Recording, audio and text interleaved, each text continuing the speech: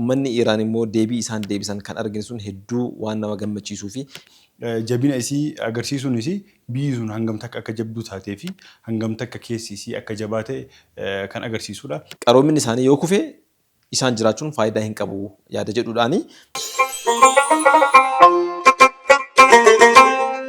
Assalamu alaikum warahmatullahi wabarakatuh. Kabajamtoota fi daawwattoota keenya nageenyi keenya kan kabajaa bakka jirtanitti isin haa ga'u. Nutis nagaa jira alhamdulillah. Baga Rabbiin torbaan darbeerraa nagaan nu tursiisee torbee kanaa wal nu geesse jenna. Nutis guyyaa har'aa kana immoo sagantaa keenya Simboo bifa miidhagaa ta'een har'as qiqinneeffannee ani fi obboleessi keessan Naafil istiidiyoo keenyatti argamneetiin jirra. Naafil baga nagaa walitti dachaanika.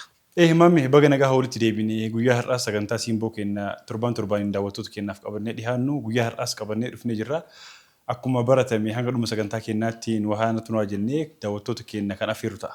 Eeyyee sagantaan keenya kan Simboodha. Akkuma asiin darban sagantaalee bashannansiisotaan of keessatti qabachuudhaan kan gara daawwattoota keenyaa torbeedhaan dhufnu. Har'as immoo keessummoota isaan bohaarsuu danda'an keessummoota wajjin turtii bareedaa godhuu dandeenyullee sagantaa keenya Simboo kanatti qiqinneeffanneetiin istuudiyoo keenyatti wal geenne jirra. Inshaallah turtii keenya haga dhumaa nu wajjin taasisaa sagantaa keenya Simboo ittiin bashannantan ittiin bohaartan waa hedduullee irraa barattan jenneetiin abdanna. Kanaaf turtiin keenya kan daawwattoota keenya wajjin ammarraa eegaleetiin sagantaa keenya kan Simboo eegalee jira. Naafi mee torbeen akkam ture addunyaan haalli isiin keessa jirtu haala yaaddessaa keessa jira. Namni hundinuu guyyaa guyyaan maal dhagaa jedhaatiin kan oolu. Mee akkam si bira maaltu jira maal dhageette wanti haarofni maaltu jira maal daawwattoota keenya gurra buusname. Wanti haaraan hin jiru namni hunduu quba qabu haalli waraanaa haalli addunyaan keessa jirtu haalli waraanaa kun ammoo akka malee addunyaa yaaddisu jira. Waraanni kun gara hammaataatti gara hin taanetti addunyaa oofutti jira. Waraanni Ameerikaa fi Iraan kun jedhameetiin kan yaadamaa jirudha. Inshaallah rabbi biyya teenyallee addunyaallee nagaa haa godhu jedha sagantaa Simboo keenya guyyaa har'aatti kan seenu ta'a inshaallah. Eeyyan akkuma tu jettee haalli addunyaan kun yeroo ammaa keessa jirtu haala iddoo yaachisaa fi keessattuu immoo hawaasa musliimaa biratti cinqaa guddaadha kan uumee jiru. Maaliif waraanni yeroo ammaa deemaa jiru kun biyya tokko qofarratti haa xiyyeeffatu malee biyyi kun sababa waraana kanaatti yoo kollaapsi goote achi booda uummanni musliimaa addunyaa kanarra jiru cinqaa guddaa akka seenu beekamaadha. Kanaaf jecha immoo uummanni kun mirga isaaniitii kan falmataa jiran iddoo isaan nagaa jiranitti dhaqaniitiin kan haliilaan itti raawwatame kan ofirraa difeensi godhuudhaaf deebii kanaa kennuudhaaf jiraachuu barbaaduudhaan isin deebii akkanaa kana kan deebisaa jirtu. Garuu immoo warreen biraa biyyoota kana biyya akkanaa kana balleessuudhaan achi booda qaroomina biyya sanii guutuun guutuutti balleessuullee ni barbaadanii. Qaroomina biyya sanii guutuun guutuutti erga balleessan booda immoo sadarkaa taanutti yookaan immoo qabxii lammaffaadhaan eessa akka deemamu hin beekamu. Addunyaan musliimaa cinqaa guddaa keessa galti yoo waraanni kun bifa kanaan itti fufee fi uummanni amma mirga ofiitti falmataa jiru kun harka kennate jechuudha. Kanaaf keessattuu immoo torbee darbee kana keessa uummata Iraaniif cinqaa guddaa ture. Iraan qofaa miti uummata addunyaa guutuudhaaf musliima qofallee miti. Uummata addunyaa guutuuf cinqaa guddaa ture. Waraanni addunyaa sadaffaan akka hin kaane yeroo itti sodaatamee eeggatamaa turedha.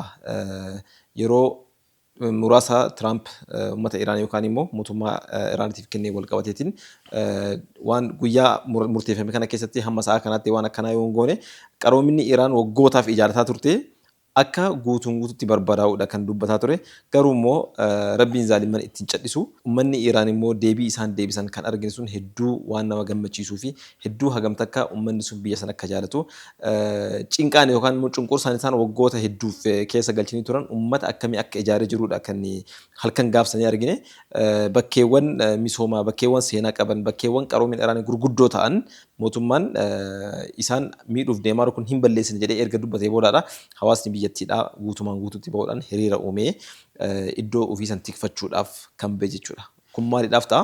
Qaroominni isaanii yoo kufe isaan jiraachuun faayidaa hin qabu yaada jedhuudhaani yoo qaroominni keenya bade nuti illee walumaan bannaa walumaan dhumannaa kan jedhuudhaan hawaasni guutuun gara dirreetti beetiin kan mormii dhageessa turedha naafi. Sirriidha akkuma ati kaaste waraanni Iraanii namni hedduun qaroomina Iraan kan dhuunfaa isiitti kan fudhatudha. Iraan biyya guddoodha, biyya jabduudha, fursi turte yookaan immoo Parshiyaa turte amma dura. Saayintistoota gurguddatu biyya san keessaa bahee Ibn Siinaan namni yeroo jalqabaatiif qorannoo fayyaa irratti hanga ammaatitti addunyaatti fayyadamaa jirtu kan qoratee kawaarizimii algooriizimii yeroo ammaa kana addunyaan guutuun itti fayyadamtu arraazii saayintistoonni Islaamaa gurguddoon biyya san keessaa ba'an warri kalaqa kaameeraa, warri kalaqa maayikirooskooppii, meeshaalee yaalaa nuti fayyadamnu kanneen meeshaalee fayyaa hunda kanneen kan kalaqee warra biyya san keessaa bahee doorirraallee qabee jechuudha. Kanaafuu Iraan biyya ofii qaroomtee addunyaallee qaroomsite. Biyya seenaa guddaa qabdu. Biyya seenaa guddaa qabdu. Qaroominni isii qaroominni Iraan tuqamu qaroominni Islaamaa akka tuqamuutti kan laalamuu qabu. Qaroominni isii kan dhuunfaa isii galee saayintistoonni gurguddoon imaamonni gurguddoon akka Imaamul Bukaarii, Imaamu Muslim hundi isaaniitu biyya kanarraa bahan. Isii galee kanaafuu qaroominni Iraan yookaan immoo qaroominni Pershiyaa duraanii qaroominni Furs qaroominni Islaamaa hundaati. Qaroominni isii tuqamu qaroominni Islaamaa tuqamudha. Namoonni tokko tokko fuudhanii waan karaa hin taanetti wanti gochuu danda'an. Kanaafuu akkasitti bakka dhaabbannuu fi bakka deeggarrus akkasitti adda baasuun waan barbaachisuudha. Kanuma wal qabatuudhaan ammoo Ustaaz Ahmadiin Jabal toora sooshaal miidiyaa isaanii irratti barreeffama guddaa tokko barreessanii turanii samoona kana wal harkaa fuudhanii isaan kan miidiyaa irratti haasahamaa ture jechuudha. Walgahii Jeneevaa torbaan kana keessa taa'ame irratti biyyi teenya Itoophiyaan Israa'eel akka deeggartu yookaan immoo cunqursaa uummata Gazzaa irratti godhame san akka wanti hin kennineef waraanni haa dhaabatu waan jiru saniif beekamtii akka hin kennin harka akka hin baasin odeeffannoon kun isaan bira gahu wanti kun sirrii miti. Biyyi gabrummaa diddee biyyi koloneeffatamuu diddee muuziyeemii Adawaa dhaabbatteetiin koloneeffatamuu dhabuu isiitiin boontu tuni akkamitti koloneeffatamuu biyya biraatti gammaddu yaada jiru irratti Ustaaz Ahmadiin Jabal yaada bal'aa tokko kaasanii turanii miidiyaawwan gurguddoon biyya keessa jiranii fi biyya alaatis wal harkaa fuudhanii. Keessattuu barreeffama sana yoo dubbistee jiraatteef seenaa Itoophiyaa guutuutti achirratti kaa'ee jira sii galee Itoophiyaan kun hundeeffamni isiitiyyuu kolonii didduu yookaan immoo mirga dhala namaatiif falmachuu irratti kan hundoofte sana qofaa miti biyyuma Afrikaa kana keessatti gaafa Neelsan Maandeellaan uummata isaanii gurraachaaf falmataa ture uummanni Neelsan Maandeellaan biyya kana jiraatee paaspoortii biyya kana qabaateetiin akka biyya kanatti leenji'ee biyya san deemee bilisa baasuudhaaf akka toora shoora ofii bahu taasisuudhaaf Itoophiyaan achi keessatti illee gahee guddaa qabdi. Mirgi dhala namaa haa kabajamu keessatti lubbuun namaa tasa bahuu hin qabu. Kan jedhu keessatti Itoophiyaan hundeeffamni isii sanirratti akka ta'edha Ustaaz Ahmadiin Jabal kan kaase. Kanaan wal qabatee immoo gochi amma yeroo ammaa kana akka biyyaatti taasifame kuni guutuutti seenaa biyya keenya kan faallessuu fi gaafii seenaa keessa kan galchuudha. Yeroo ammaa kana immoo waan hedduutu hojjetamaa jira biyya keenya kana keessatti seenaalee keenya kan darban akka yaadatamuuf hojiileen hojjetamaa jira. Ustaaz Ahmadiin Jabal sanillee wal qabsiiseetiin kaasee jira. Garuu immoo gochiin Jeeneevaatti ta'e kuni guutuutti seenaa biyya keenyaatiin wal faallessaa kan jedhudha inni kan gaafii dhiyeesse jechuudha. Kan gaafii dhiyeesse muummichi ministeeraatii fi kan xalayaa kana barreessu Ustaaz Ahmadiin Jabalee namoota akkanaa kana qabaachuun namoota seenaaf duuba deebi'anii seenaa keenya nu yaadachiisan bakka dur biyyi teenya turtee fi waan biyyi teenya qabsaa'aa turte waan abboonni keenya qabsaa'aa turaniif nama nu yaadachiisu kana qabaachuun kuni waan itti alhamdulillah jennu. Eeyyannaa fi waraana addunyaa kun keessattuu immoo akkuma duratti jenne torbee darbee kana keessaa qaroominni Iraan guutuutti akka balleessu mootummaan Ameerikaadhaa dubbataatiin kan ture. Sanuma wal qabatee immoo waliigalteen uumamee ture. Waliigalteen waraana dhaabuudhaa uumamee ture guyyoota muraasaa fi garuu immoo zaalimman yeroo hedduu waadaa isaanii eeggatanii waliigaltee isaanii san keessa wanti ture maalidha? Israa'el Libaanos irratti haleellaan raawwachaa jirtu akka dhaabatu kan jedhullee akka ulaagaatti Iraan kan galchee turte. Garuu immoo muummichi ministeeraa Iraan kan dubbataa ture dhimmi Libaanosii fi dhimmi Iraan garagara waan ta'eef kun dhimma dhuunfaa keenyaati kan jedhu Tiraamp illee yaaduma san deeggaruudhaan kan waraana dhaabuudhaaf yookaan immoo haleellaa dhaabuudhaaf waliigalteen erga wal galame booda sa'aatii muraasa booda haleellaa guddaatu Libaanos irratti adeemsifamee namoota hedduutu lubbuun isaanii bahe namoota almost 200 ol ta'an 1600 naannoo san ta'an immoo madaa'anii hospitaala akka jiranidha kan odeeffannoon achi bahee agarsiisu. Kanuma wal qabatee immoo Iraan waliigaltee isii keessatti sarara Hormuz banuudha ture kan waliigaltee turte. Garuu waliigalteen sunillee sababa Iraan Israa'eliin jiguu waan danda'eef sararichi deebi'eetiin cufameera. Garuu immoo erga sararri kun baname booda hagammaatti doonii boba'aa fe'eeru lama qofaadha darbee kan ture. Kana jechuun maalidha? Akka odeeffannoo garaagaraa irraa argannetti naannoon sun durumattiyyuu qarqarri Hormuz suni durumattiyyuu akka salphaatti waan darbamu mitiyyuu. seerota hedduutu jira. Dooniiwwan boba'aa fe'anii achiin darban seera keessa darbuu qabantu jira. Kanuma wal qabatee illee of eeggannoon yookaan immoo tikni cimaan iddoo san bira akka turedha kan himamaa ture.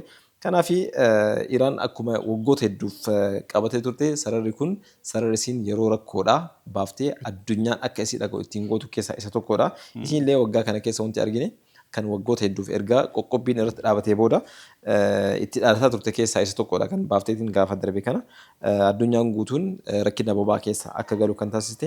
Baay'ee biyya keenya kana ala yeroo baay'ee biyya alaa sooshaal miidiyaa irratti haa ta'u karaa garaagaraatiin hiriirri boba'aa yeroo baay'atu hin argannu iyyuu. Garuu immoo dhiyeenya kana sararri kun cufamuudhaan wal qabateetiin boba'aan addunyaa parsantiin 20 hanga 25 karaa kana keessa qaxxaamuratanii kan darbu keessattuu biyyoota Arabaa akka UAE kenniin asirraan kan darbu kunniin hundi rakkoo keessa galanii kan turani. Kana jechuun waraanni addunyaa karaa kamiinuu haa deemu eenyuuf eenyullee wal haa dhabu miidhaan isaa nu bira gahuun isaan oolle. Qaala'insi jireenyaa biyya keenya kanatti akkuma argaa jirtudha. Midhaan guyyaadhaan nyaatamu daran dabalaatiin kan deemaa jiru. Hanqinni boba'aa ni jira. Rakkoolee garaagaraatu jira fi kan kaasuu dandeenyu. Wanni xiinxalamuu qabu immoo biyyi takka waggoota dheeraadhaaf qoqqobbiin irra kaayame. Biyya addunyaa bulchitu biyyi humna guddaa harkaa qabdu biyya Ameerikaatiin qoqqobbiin waggoota dheeraadhaaf irra kaayame jabina isii qoqqobbii san boodallee jabina isii agarsiisuun isii biyyi sun hangam takka akka jabduu taatee fi hangam takka keessi isii akka jabaa ta'e kan agarsiisudha. Kanuma wal qabachuudhaan ammoo biyya keenya keessas sababa waraanaa akkuma ati kaaftee turte duratti waraanni achi haa jiraatu malee biyya keenya keessas qixuma waraanni jiruun gatiin dabalaa deema. Gatiin dabaluun kun ammoo namarratti akka waraanaatti yookaan ammoo qaala'insi jireenyaa akkuma waraanaatti si galee. Kanaafuu bakkee garaagaraatti oovarii dabaluun waan gatiin silaa waa haga dabalamuu qabu ol dabaluun torbaan tarrees kaafnee irra fakkaata. Wanni kunniin waan mul'ataa jiru wanni kunniin ammoo waan hafuu qabu akka aadaatti illee akka amantaatti illee walitti dabalamuu qabu ol gatiin waan tokkoo dabalamuun gatiin boba'aa yoo parsantii 10 dabale parsantii 50 parsantii 60 gatii meeshaa baadiyyaa keessaa wanni qonni baadiyyaa keessatti qotamu akka waan alaa galuutti gatii isaa dabaluun waan sirrii miti kuni. Kanaafuu waan kan irratti daldalaan akkasitti ilaaluu qaba jechuudha. Kanaafuu daldalaan biyya keenyaallee hawaasa biyya keenyaatiif rahmata gochuun dirqama yeroo cinqaa isaa kanatti fayyadameetiin duroomuudhaaf yoo yaade rabbiin karaan taanee irraa deebisuu danda'a waan ta'eef rabbiin hunda keenyaattis addunyaa keenyaallee nagaa haa buusu kanaaf. Akkana jedha sagantaan simboo kennaa. Itti fufaa sagantaa keenya keessatti kan daawwannoo danda'an turtii gaariin jenna.